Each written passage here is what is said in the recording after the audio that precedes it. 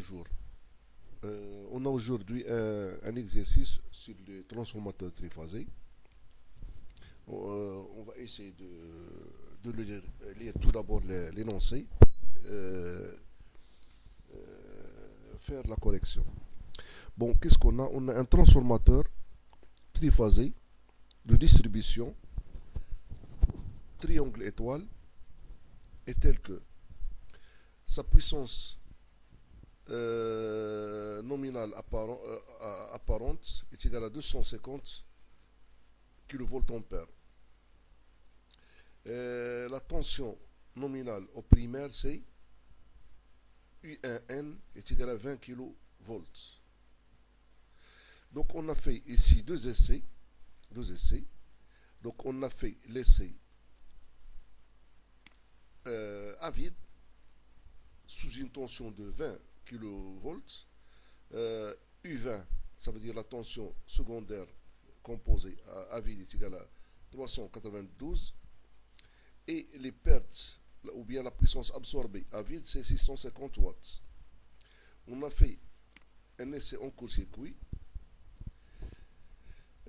qui a donné, avec un courant I2 est égal à I2 nominal, une PCC est égale à 2,8 kW.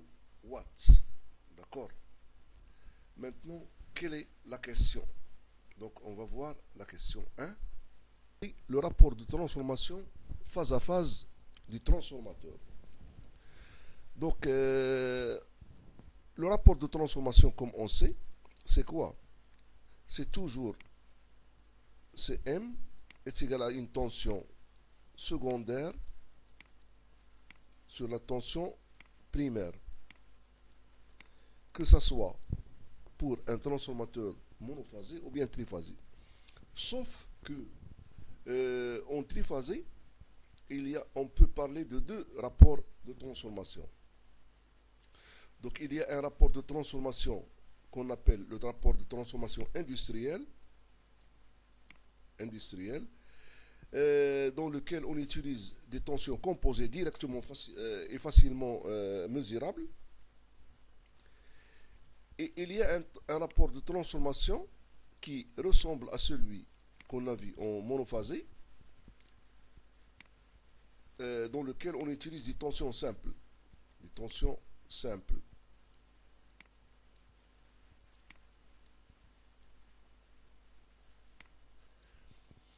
Ce rapport-là est égal à n, le nombre de spires au secondaire, sur le nombre de spires au primaire.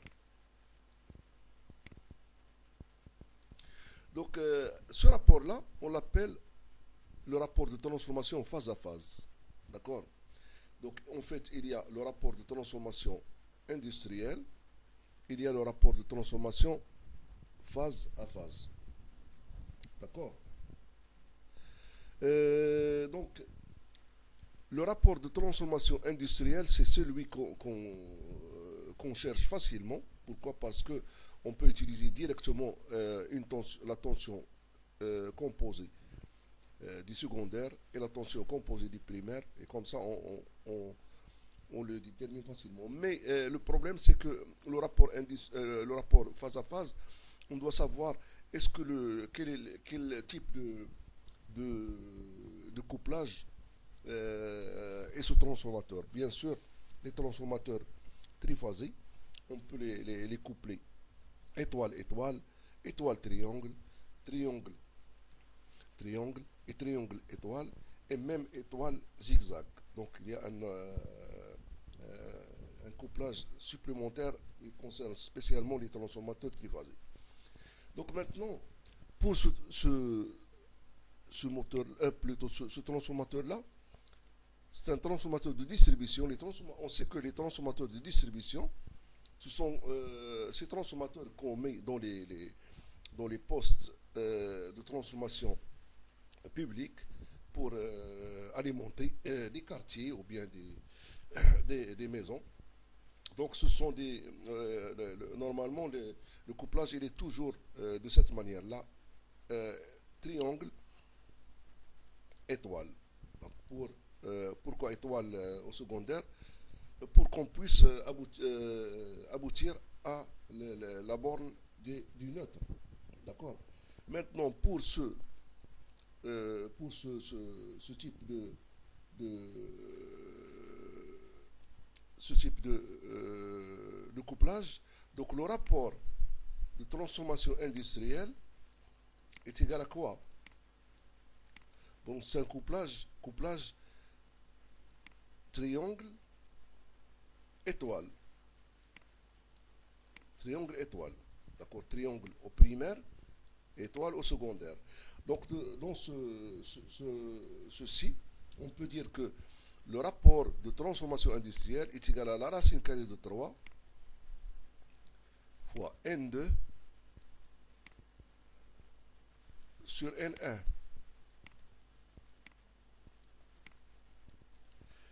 Donc, est égal à la racine carrée de 3 de M. Qu'est-ce qu'on a dit? On a dit que M, c'est le rapport de transformation phase à phase. MI, c'est le rapport de transformation industrielle. Ça veut dire quoi? Ça veut dire que M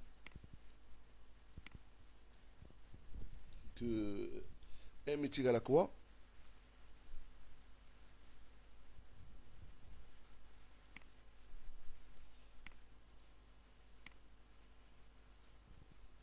Est égal à quoi? Est égal à MI sur la racine carrée de 3. Or, MI, on a dit, MI, c'est le rapport dans lequel on utilise directement les tensions composées. Ça va donner, est égal à U2 sur U2, plutôt U1, divisé par la racine carrée de 3. Donc le rapport de transformation phase à phase est égal à quoi? Est égal à 392 divisé par 20 000 sur la racine carrée de 3. Ça va nous donner quoi?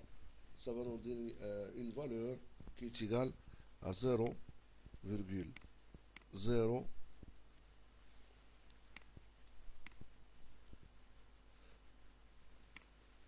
1132.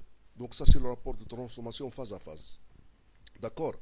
On peut également déterminer directement le rapport de transformation industrielle. Si on nous dit ça, c'est U2 sur U1. Ça va donner 0,0196.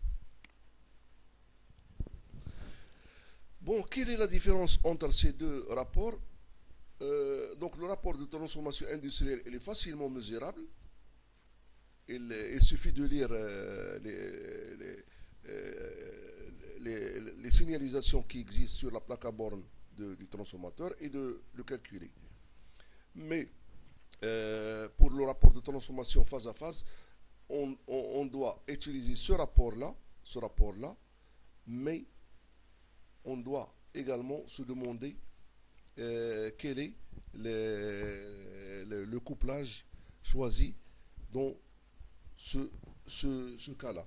Donc je vais vous donner ici un résumé sur les rapports de transformation industrielle et les rapports de transformation phase à phase qu'on a rempli sur un tableau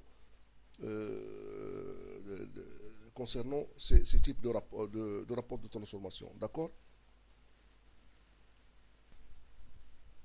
Bon, ici le tableau suivant, il nous montre qui est l'expression du rapport de transformation industrielle. Donc on a MI, c'est rapport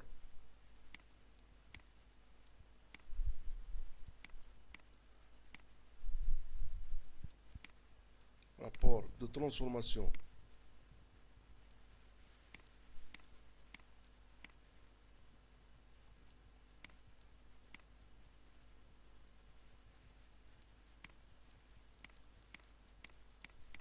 c'est un rapport industriel. Industriel. Pourquoi industriel? Parce que il est facilement mesurable. Il suffit d'utiliser un voltmètre pour mesurer la tension d'entrée et un voltmètre pour mesurer la tension de sortie, la tension composée, et faire le rapport. Donc sans savoir quel est le nombre de spires du primaire et le nombre de spires secondaire, qui est le couplage du primaire, qui est le couplage du secondaire. Par contre, le rapport de transformation phase à phase, donc c'est celui-là. Donc on va bien sûr avoir besoin de ce rapport de transformation phase à phase lorsqu'on veut faire le modèle du transformateur, le modèle monophasique du transformateur triphasé ramené au secondaire. D'accord? C'est ça le but, son but. Et ce rapport-là, le rapport, c'est N1, N2 sur N1. On peut dire que la question 2, quelle est la valeur nominale du courant secondaire? D'accord? Quelle est la valeur nominale du courant secondaire? Donc, qu'est-ce qu'on a? On a notre transformateur qui est couplé en triangle étoile. Triangle étoile. D'accord? La tension composée, elle est prise pour le côté étoile. Donc notez bien que pour un transformateur triphasé, il y a la haute tension, il y a la basse tension.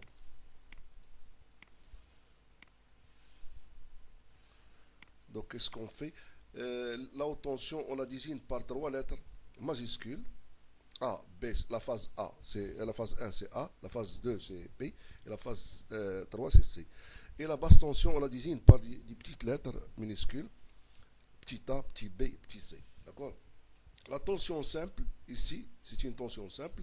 Ici, en même temps, c'est une tension par phase du transformateur. Le transformateur, comme vous voyez ici, il est couplé en triangle. Ici, il est couplé en étoile. Donc, quelle est la puissance nominale du transformateur? La puissance nominale du transformateur, on sait tous que ça, c'est un transformateur triphasé. Attention, c'est la racine carrée de 3 fois la tension nominale 2 fois le courant nominal 2. Également, c'est la racine carrée de 3 fois la tension nominale U1N fois le courant nominal U1N. C'est la même chose. Donc, cette formule-là, elle est applicable à la fois en monophasé et en triphasé. Donc, bien sûr, en triphasé, il ne faut pas oublier cette racine carrée de 3. Donc, ici, on va utiliser cette formule-là pour déterminer le courant nominal. Donc, le courant nominal 2, le courant nominal, la valeur du courant nominal est égale à Sn sur la racine carrée de 3 fois U2 nominal. Ici, on prend la tension de sortie à vide, c'est valable ici. Et on écrit, c'est quoi, qu'est-ce qu'on a ici? On a 250 kilo kVA, ça veut dire 250 000 voltampères. Ça, c'est la puissance nominale. Divisé par la racine carrée de 3, divisé par U2, ça va nous donner un courant qui est égal à 368,64 ampères. D'accord, ça c'est la réponse à la question, la question 2. D'accord.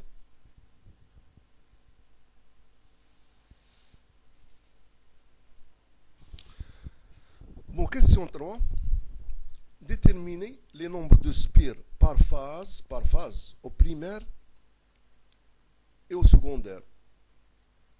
On donne la section du circuit magnétique est égale à 170 cm², et l'induction maximale dans le circuit magnétique, c'est 1,6 Tesla. D'accord. Qu'est-ce qu'on a? On utilise tout simplement, comme on a vu pour le transformateur monophasé, on utilise la formule de Bouchereau. Donc la formule de Bouchereau, qu'est-ce qu'il dit? Il dit que U1 est égal à quoi? À 4,44 fois B maximal fois le nombre de spires au primaire fois la fréquence de l'alimentation en Hertz fois la section du circuit magnétique. Pour le primaire, on écrit ça. Pourquoi? Parce que le primaire, il est couplé en triangle.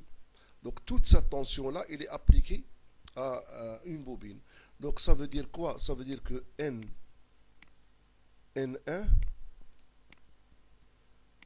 ça va donner U1. On l'a. U1, c'est 20 kV. D'accord. B, c'est 1,6 Tesla. Quoi? B max, bien sûr. N1, c'est ce qu'on va chercher. F, c'est 50 Hz. Et S, c'est 170 cm² qu'on doit convertir en mètres carrés. Donc, finalement, ça va nous donner une valeur qui est égale à 3313 spires.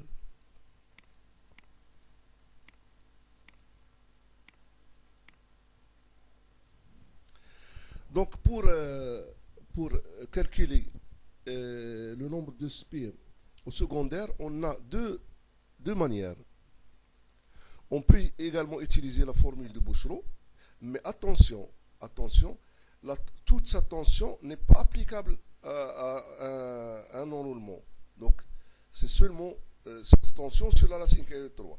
Donc, si on veut appliquer la loi de Bouchereau, la formule de Bouchereau, dans le côté étoile, donc on doit écrire que U2 est égal à quoi?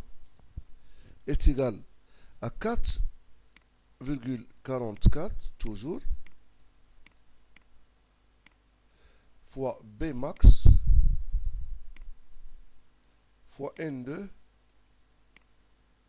fois F fois S fois la racine carrée de 3. D'accord? Ça va nous donner N2 est égal à 37 spires. 37 spires. D'accord.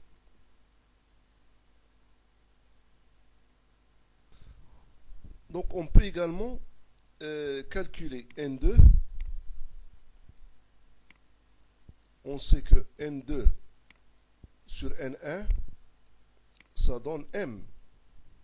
Donc c'est M, c'est pas M industriel, attention, fois N1.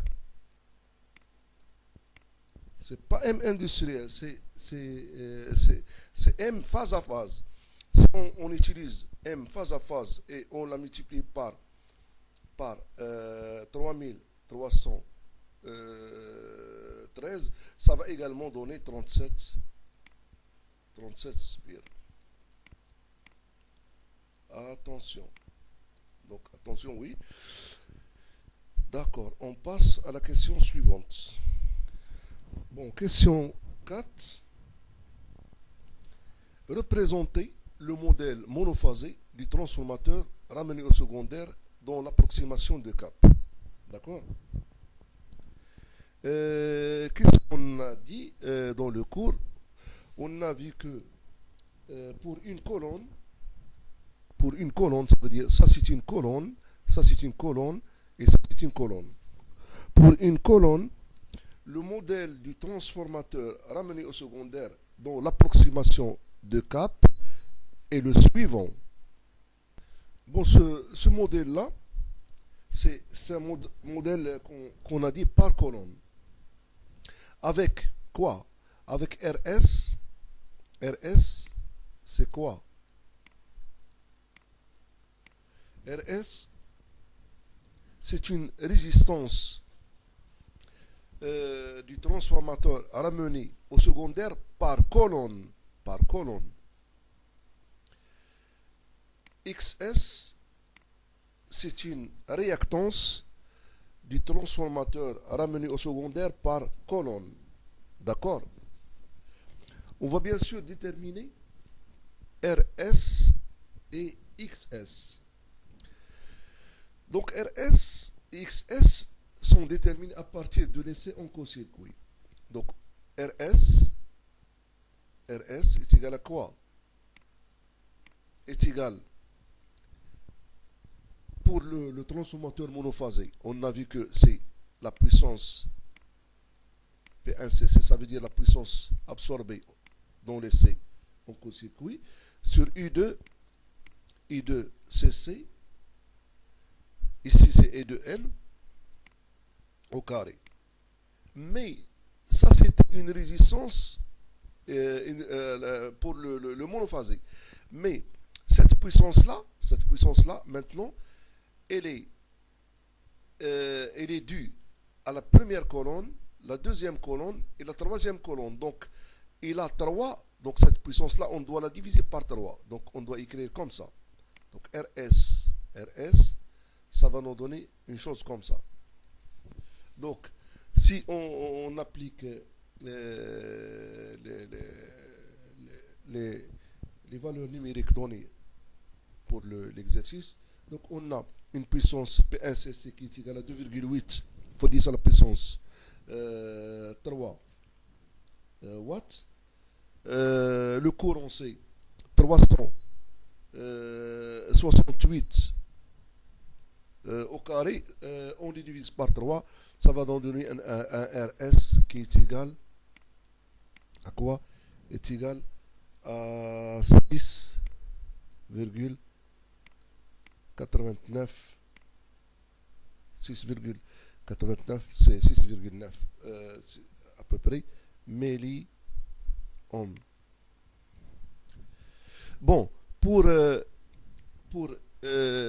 déterminer XS, on doit tout d'abord déterminer ZS. ZS, ça veut dire l'impédance du transformateur ramené au secondaire par colonne. Ça va nous donner M, c'est le rapport de transformation phase à phase fois U1 CC sur I2 N. Donc pour U1CC, c'est quoi? C'est 815 d'après l'énoncé. M, on l'a déterminé, c'est 0,0113. Et le courant, bien sûr, toujours, c'est 368. Ça va nous donner 25 milliohms. Et enfin, bien sûr, on écrit que XS, c'est quoi? C'est tout. XS, c'est la réactance par colonne, la réactance ramenée au secondaire par colonne. Ça donne ZS au carré moins RS au carré.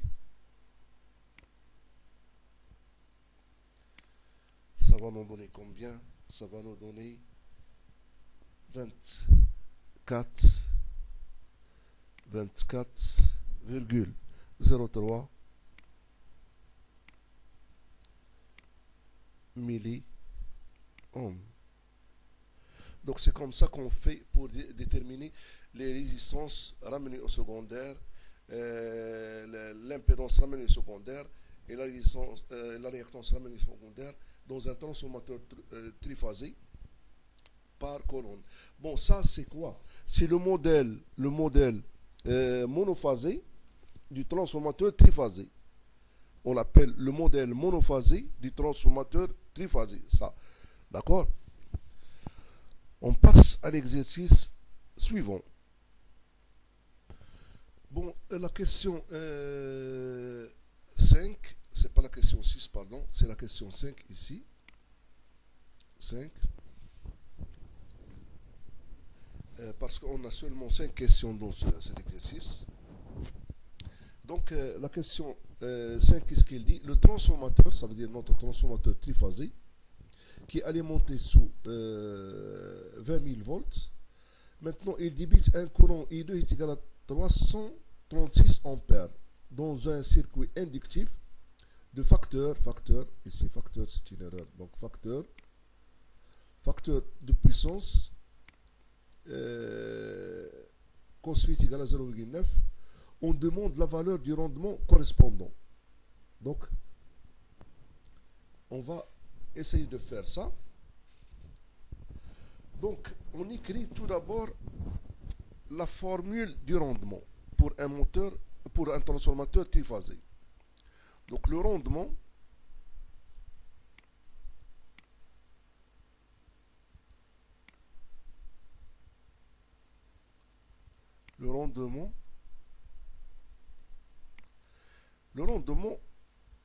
ça s'écrit comme ça. Le rendement est égal à P2, ça veut dire la puissance au secondaire, sur la puissance au secondaire, plus les pertes joules, plus les pertes fer. D'accord? Bon. Quelle est l'expression de la puissance dans le secondaire absorbée par la charge? Donc la puissance P2 est égale à quoi? Est égale, bien sûr, on sait tous la formule de la puissance qui dit que c'est la racine carrée de 3 fois la tension composée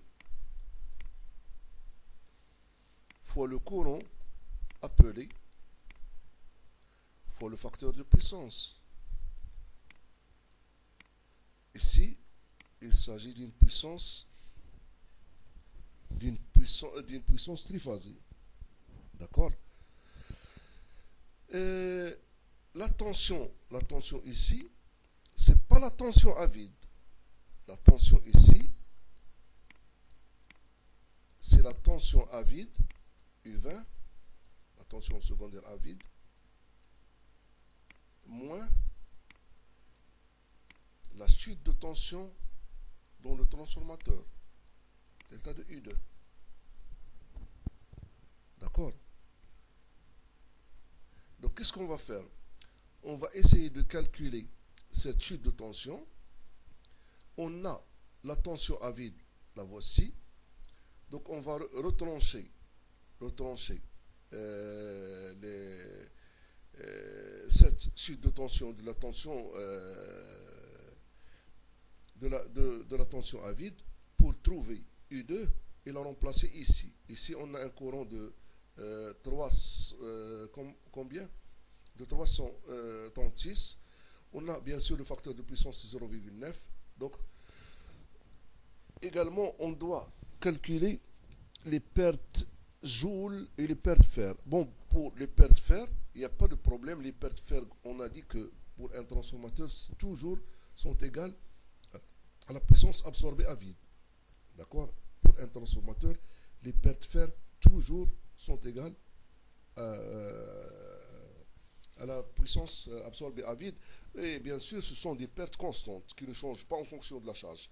Par contre, les pertes joules, on doit à chaque fois les calculer. Pourquoi? Parce que ils sont proportionnels au carré du courant. Donc, chaque fois que le courant change, ces puissances, ces pertes joules également changent. D'accord? On passe maintenant au calcul. On passe au calcul.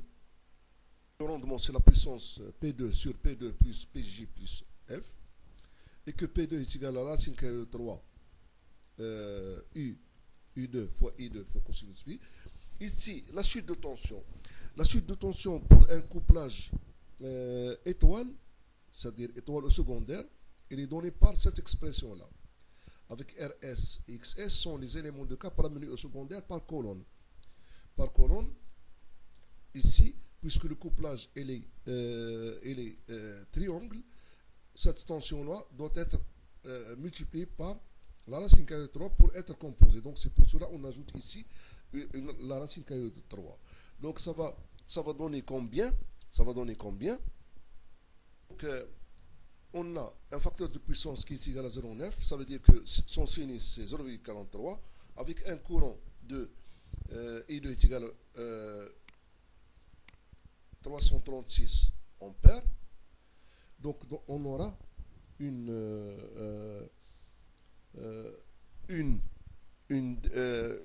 chute de tension qui est de l'ordre de 9,6 volts. Si on fait le calcul, on va trouver que cette chute de tension est égale à 9,6 volts. Ça veut dire quoi? Ça veut dire que U2, delta de U2,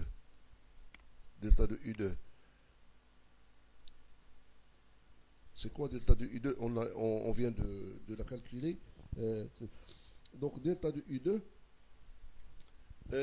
donc on va l'introduire dans U2 qui est égal à U20 moins ceci, moins delta de U2. Ça va nous donner combien? U20, ça va nous donner 392 moins 9,6. Ça va donner une tension de 382,4 volts. Donc c'est cette tension-là qu'on va remplacer ici, avec un courant ici. Ça va nous donner combien ici? Une puissance combien? La puissance qu'on va trouver, c'est à peu près 200 kilowatts. 200 kilowatts. D'accord? Qu'est-ce qu'il nous reste maintenant à déterminer les pertes joules dans le transformateur causées par ce courant-là. Bien sûr, les pertes de fer, on a dit que sont égales à 650 watts. D'accord? Donc les pertes fer, on a dit que les pertes fer, il n'y a pas de problème, c'est la puissance absorbée. P0 à vide, C est égal à 650 watts. Bon, pour les pertes joules, donc c'est quoi? Les pertes joules, chaque colonne de résistance RS, il provoque une perte joule de RS fois I2 au carré. Or, on a ici 3 colonnes, donc on doit multiplier ça par 3. ça va nous donner une puissance, une perte joule de 2333,56 watts. Donc, qu'est-ce qu'il nous reste maintenant? Il nous reste à remplacer tout ça pour calculer le rendement. On a 200 kilowatts sur 200 kilowatts plus 2333,56 plus ça va nous donner finalement un rendement de 98,4%. Donc comme ça, on vient de répondre à toutes les questions posées dans ce problème-là. À bientôt.